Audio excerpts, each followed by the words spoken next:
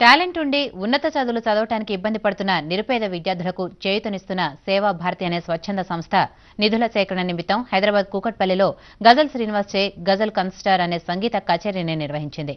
ఈ కార్యక్రమంలో గజల్ ఆలపించిన పాటలు ఆహుతులను విశేషంగా ఆకట్టుకున్నాయి.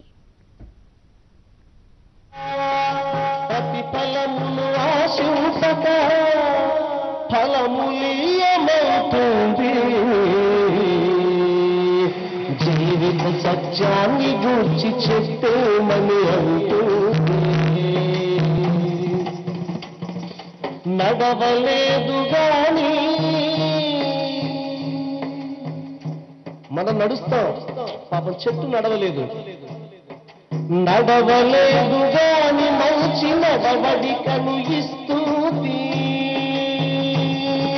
నడవలేదు గాని మంచి నడవడికను ఇస్తుంది.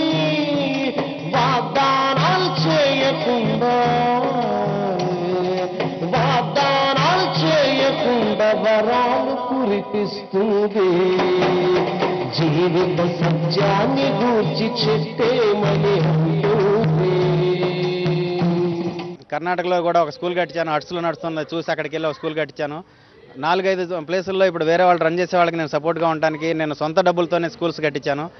రూరల్ బ్యాక్గ్రౌండ్ అన్నీ తిరిగి చేసిన దాంతోపాటు అర్బన్లో కూడా సిటీకి వచ్చి పిల్లలు రూరల్ బ్యాక్గ్రౌండ్ ఉన్నవాళ్ళు గ్రాడ్యుయేషన్ పోస్ట్ గ్రాడ్యుయేషన్ చేయడానికి ఇబ్బంది పడుతున్నారని ఇవన్నీ తెలుసుకొని వాళ్ళ కోసం నేను ఒక ఫ్రీ హాస్టల్ కడదాం అనుకున్నాను.